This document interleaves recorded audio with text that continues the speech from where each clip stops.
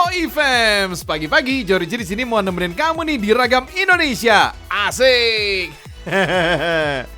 BTW, siapa sih yang gak kenal dengan Pontianak? Ibu kota Kalimantan Barat ini fams, dikenal dilalui garis khatulistiwa. Jadi fams, daerah ini mendapatkan sinar matahari terik. Suhunya saat siang hari bisa mencapai 30 derajat Celcius loh. Nah, alasan ini juga fams yang ngebuat taman aloe vera atau lidah buaya tumbuh berkualitas. Hebatnya lagi, kualitas super lidah buaya dari Pontianak ini sudah diakui dunia loh fams.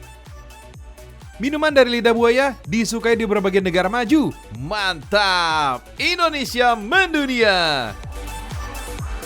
Nah, di sini nih, aloe vera super diperbanyak dengan metode kultur jaringan fams. Namanya Aloe Vera Center, pusat penelitian dan sumber informasi lidah buaya di kota Pontianak. Caranya, cuci bersih lidah buaya anakan dulu.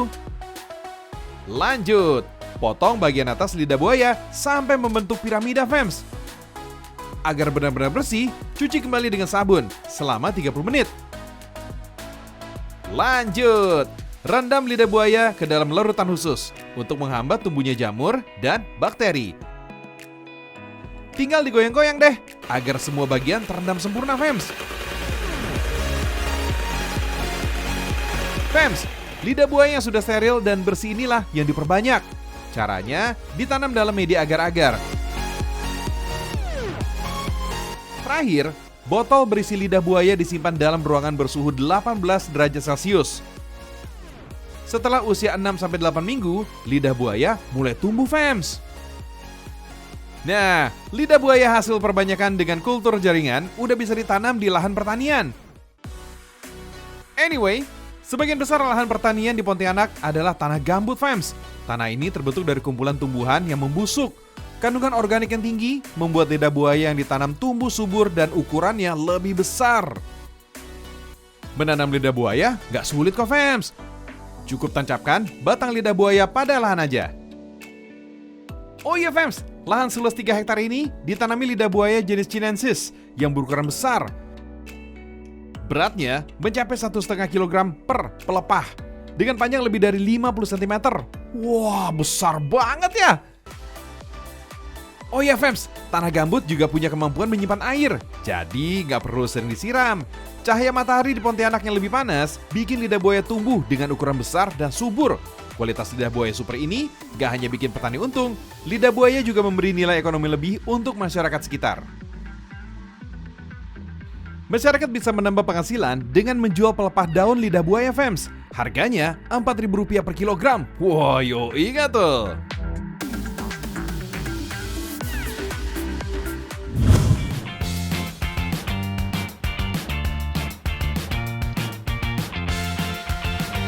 Fams, tanaman lidah buaya dan kaktus ternyata masih bersaudara loh.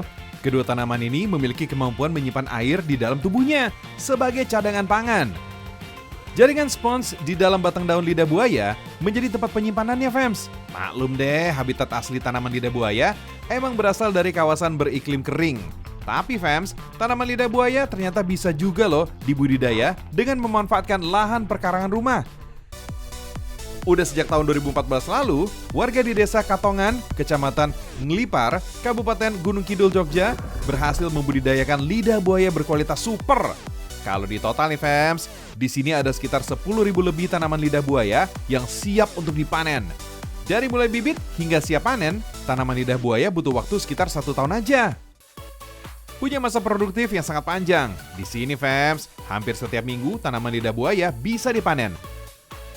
Perawatannya juga nggak susah kok. Saat musim hujan, pastikan air nggak menumpuk sekitar tanaman tumbuh. Sementara saat musim kemarau, tinggal disiram setiap 2 hari sekali, fams.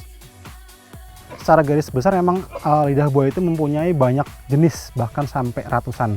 Namun yang menjadi komoditas utama atau jenis-jenis yang paling bisa digunakan industri itu ada 3 jenis. Sinensis Barker, Barbandensis Miller, dan juga Ferox. Nah, kebetulan saya punya 2 jenis varietas yang saya budidayakan, yaitu Sinensis Barker dan juga Barbandensis Miller. Seperti itu. Di dunia nih fams, tanaman lidah buaya emang menjadi salah satu yang paling laris diminati. Mulai industri kosmetik kecantikan sampai dengan kuliner, banyak memanfaatkan khasiat baik dari lidah buaya. Sebagian masyarakat di negeri kita juga masih banyak yang memanfaatkan gel dari lidah buaya sebagai pengganti shampoo untuk menjaga kesehatan rambut. Lidah buaya populer dipakai sebagai obat alami untuk membantu penyembuhan luka seperti goresan dan luka bakar. Sifat antimikroba pada aloe vera atau lidah buaya menjadikan efektif untuk membersihkan dan mengurangi risiko infeksi luka. Oh iya, jenis lidah buaya kualitas super di sini nih fams, bobotnya bisa mencapai 1 sampai 1,5 kg per daunnya. Nah, ini nih yang bikin sedap.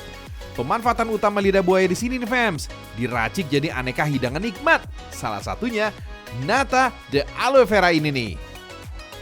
Nah, kalau kamu gemar atau pernah mencicipi nata de coco alias sari kelapa, nata de aloe vera gak jauh beda nih fams.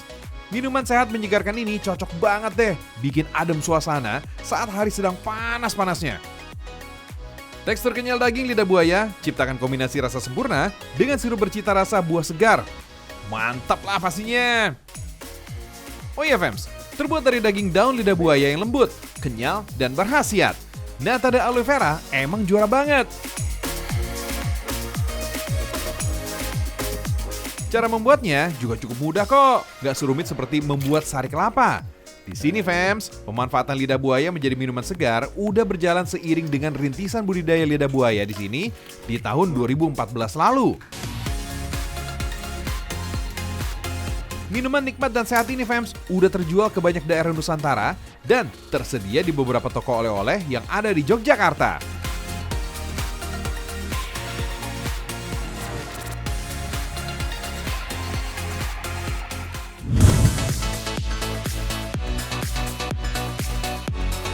Kudapan yang satu ini juga dibuat dari lidah buaya. Namanya kue lapis lidah buaya. Rasanya enak loh. Sebenarnya ada 350 jenis lidah buaya di dunia fams. Tapi cuma ada 2 jenis lidah buaya yang bisa dikonsumsi loh, yaitu jenis sinensis dan barbadensis. Yang lebih sering dikonsumsi sih berjenis sinensis, dagingnya lebih tebal dan memiliki serat yang lebih sedikit dibandingkan jenis barbadensis. Lidah buaya jenis sinensis juga memiliki lendir yang lebih sedikit. Aromanya tidak sekuat barbadensis. Oh iya, aloe vera atau lidah buaya masuk ke Indonesia sejak abad ke-17. Awalnya, lidah buaya hanya digunakan sebagai tanaman hias dan obat. Rasanya emang agak pahit, tapi lidah buaya mulai dikembangkan menjadi berbagai olahan sejak tahun 1990.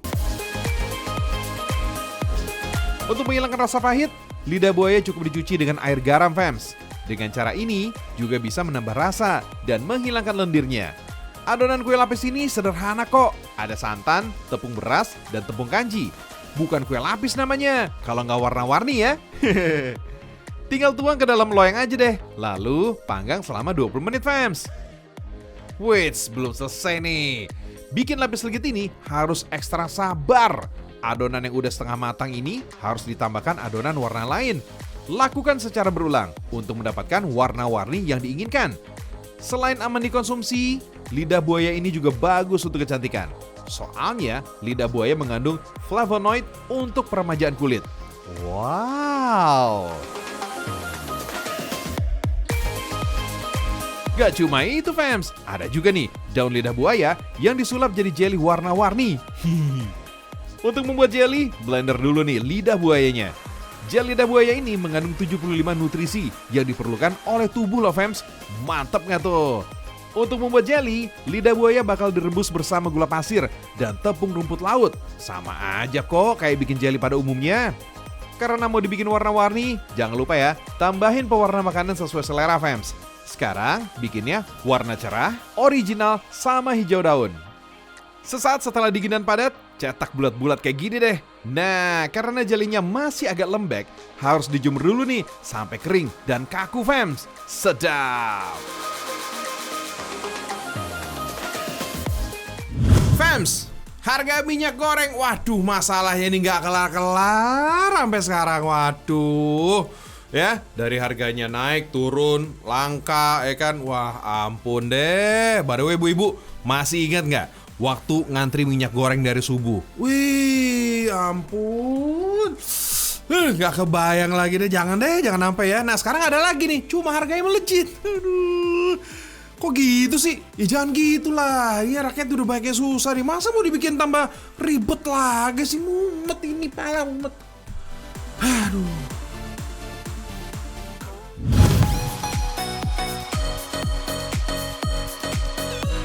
Sampai sekarang, harga minyak goreng kemasan masih aja mahal di pasaran. Waduh, pantasan aja ibu-ibu seantero negeri pada teriak, fams. Au! Nggak gitu juga kali ya.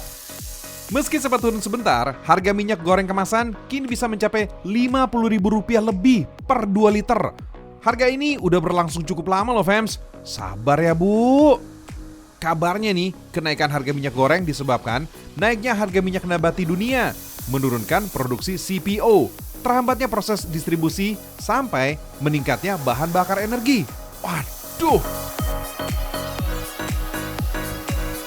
Untuk bikin minyak goreng, buah kelapa sawit bakal dikukus biar steril. Juga biar proses pengambilan minyak buah kelapa sawit bisa lebih mudah.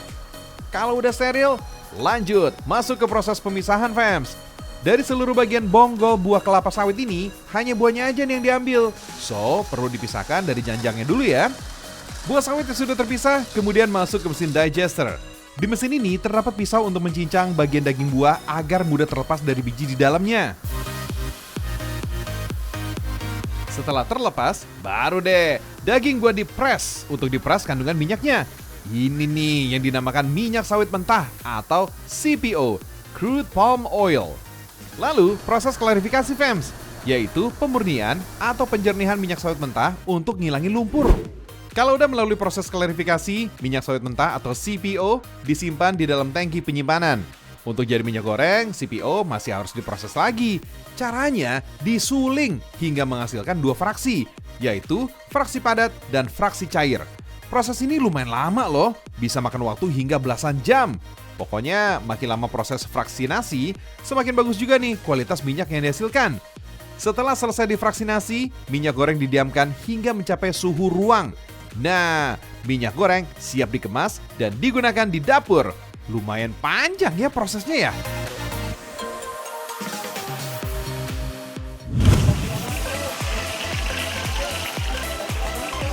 Nah, kalau kamu doyan banget nih makan gorengan, sebaiknya minyak untuk menggoreng cuma dipakai 3 kali aja nih, fams. Kalau minyak dipanaskan berulang-ulang, berbahaya tuh untuk kesehatan. Tapi, kalau harga minyak lagi naik, kan sayang. Solusinya, kamu bisa memanfaatkan minyak jelantah untuk menambah cuan. Fams, minyak jelantah termasuk limbah non-B3 atau non-bahan berbahaya beracun. Memang nggak beracun sih, tapi kalau dibuang sembarangan, dampaknya juga membahayakan lingkungan. Tapi, limbah minyak jelantah masih bisa kok digunakan sebagai bahan baku produk lain. Karena minyak jelantah mencemari lingkungan, orang biasanya buang tuh di saluran-saluran air, di got gitu ya. Nah, kini di sini kita mengumpulkan minyak-minyak jelantah untuk kita olah menjadi sabun. Wih, keren banget, fams! Sabun minyak jelantah ini banyak banget nih manfaatnya. Mulai dari cuci tangan, cuci piring, hingga cuci kain. Sabun ramah lingkungan ini juga memakai pewarna alami. Begini nih cara bikin sabun minyak jelantah. Ada soda api yang dilarutkan dengan air, minyak jelantah yang sudah disaring, dan pewarna alami. Soda api dicampur dengan minyak jelantah, aduk sampai larut dan tercampur rata. Lanjut, campur dengan pewarna alami deh. Harus segera dicampur pewarna ya, agar adonan gak menggumpal. Terakhir, tinggal dicetak deh, fams. Diamkan pada suhu ruang selama 24 jam. This is it, sabun minyak jelantah. Kini ada juga loh beragam varian sabun minyak jelantah. Sabun daun kelor, jahe, kecombrang, indigo, hingga sereh. Oh iya, 500 gram minyak jelantah ini bisa menghasilkan 8 sabun, fams. Harganya dijual Rp5.000 sampai Rp10.000. Kelebihan dari sabun minyak jelantah ini adalah bahannya semua natural. Jadi nggak ada kimia-kimia sintetis yang biasanya ada di sabun komersial seperti SLS. Lalu keuntungan lainnya adalah Tergantung dari ingredients yang kita masukkan ke dalam sabunnya. Misalnya kita mau masukkan serai. Nah, serai ini kan bersifat antibakterial. Jadi ini sabunnya bisa sebagai sabun antibakterial. Dalam skala rumah tangga, minyak jelantah bisa diolah jadi sabun, fams. Kalau skala industri, minyak jelantah bisa diekspor. Minyak jelantah ini diekspor sebagai bahan baku biodiesel, alias bahan bakar alternatif yang berasal dari minyak nabati atau hewani. Anyway, minyak jelantah ini berasal dari berbagai bidang usaha. Ada hotel, restoran, pabrik, bahkan rumah tangga. Pokoknya tempat yang menghasilkan limbah minyak goreng deh. Selain menghasilkan cuan, biodiesel dari minyak jelantah juga bisa menyelamatkan lingkungan juga, fams. Baik bagi lingkungan, tapi ada kelemahannya. Energi biodiesel lebih rendah, jadi tenaganya lebih kecil. Sebenarnya bukan cuma jadi bahan baku biodiesel yang berguna untuk bahan bakar kendaraan darat ataupun laut. Tapi minyak jelantah juga bisa diolah jadi bahan bakar bioaftur untuk pesawat terbang. Wah, keren!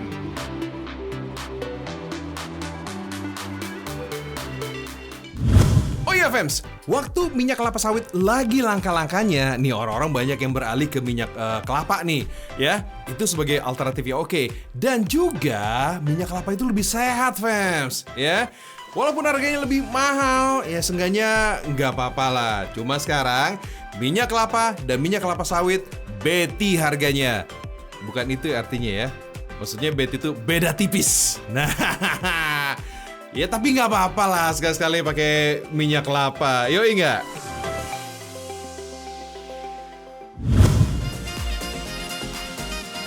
Indonesia punya banyak bahan alami yang bersifat sebagai imun booster, fams. Salah satunya VCO alias Virgin Coconut Oil yang sudah digunakan dari zaman nenek moyang.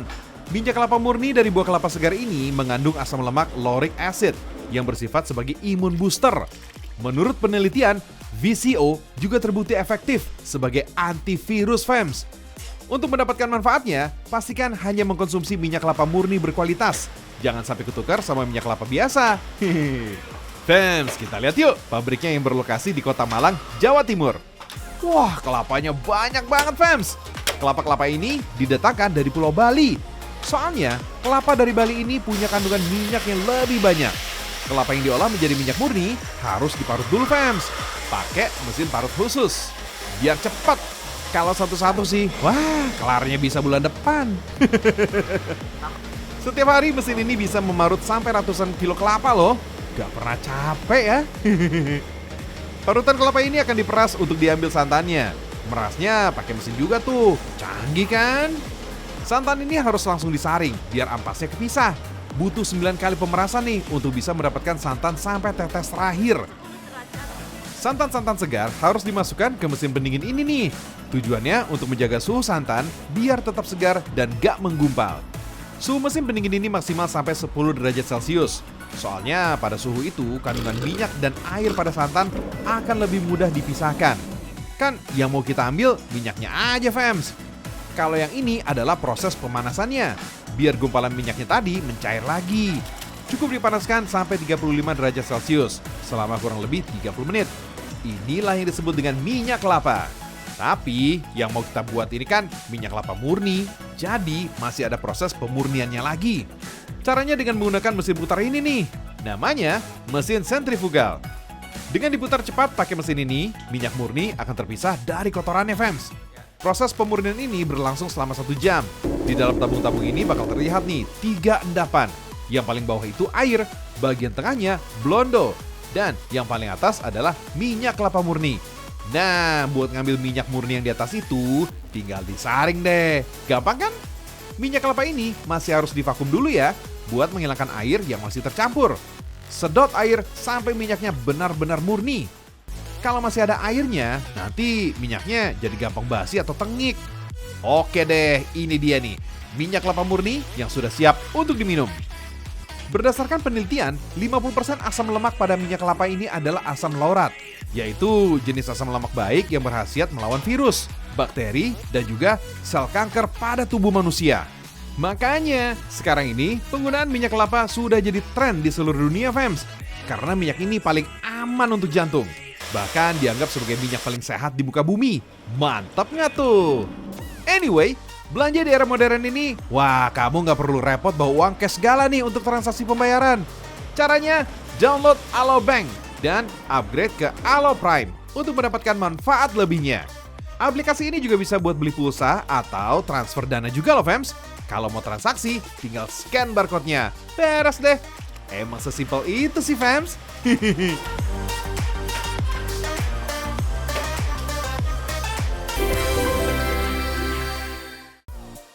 Bu Ibu, wah kayaknya harus lebih bersabar lagi ya menghadapi kenyataan ya. Emang sih banyak yang naik harga-harganya ya. Cuma ya semoga lah ya pemerintah bisa menekan harga sembako ya kan biar turun harganya. Yoi nggak? Oke? Amin. Alright. Sudah 30 menit nih. Waktunya saya Jory pamit dan terima kasih buat yang udah nonton dari tadi karena Ragam Indonesia itu selalu menyediakan info-info yang oke dan unik. Nah, makanya jangan lupa nonton Ragam Indonesia. Karena apa? Karena Indonesia mendunia.